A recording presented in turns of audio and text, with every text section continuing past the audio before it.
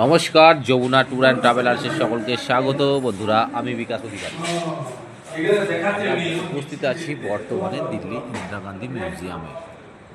যে ব্যাগ এবং যে ড্রেসটা আপনারা এই মুহূর্তে দেখতে পাচ্ছেন, যে ড্রেসের সামানপত্র মানা, এটা আমাদের প্রাক্তন প্রধানমন্ত্রী রাজীব গান্ধী মহাশয়ের।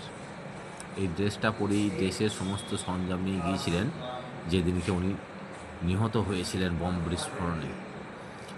তো আমরা এই তখনকার যাওয়ার আগেকার মুহূর্তের আপনাদের এই ছোট ছবিগুলো শ্রী রাজীব গান্ধী মহাশয়ের, আমাদের ভারতের প্রাক্তন প্রধানমন্ত্রী, আমি আপনাদের সামনে তুলে ধরার একটু চেষ্টা করছি।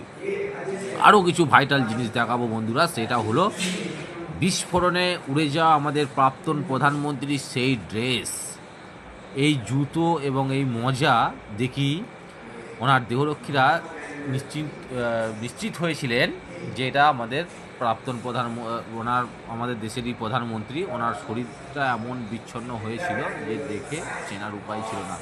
উনি ভাষণ দেওয়ার আগে এই ড্রেস এবং এই ড্রেসটাই উনি পরেছিলেন।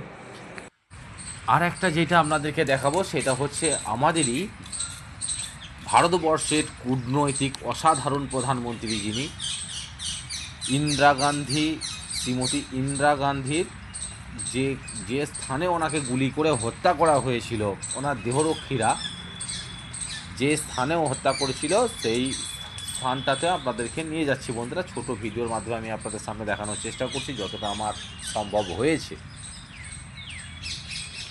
এবং আমার যে স্থানটাতে ওনার দুজন যে পুলিশ অফিসার ছিলেন বাইরের গেটেতে, ওনারা ওনাকে একজন রিভলভার থেকে এবং ওনারা আর একজন ওনার আগ্নেয় অস্ত্র, এই মুহূর্তে আমার মনে নেই, সেখানে পুরো ওনার ওপরে গুলি বর্ষণ করেছিলেন।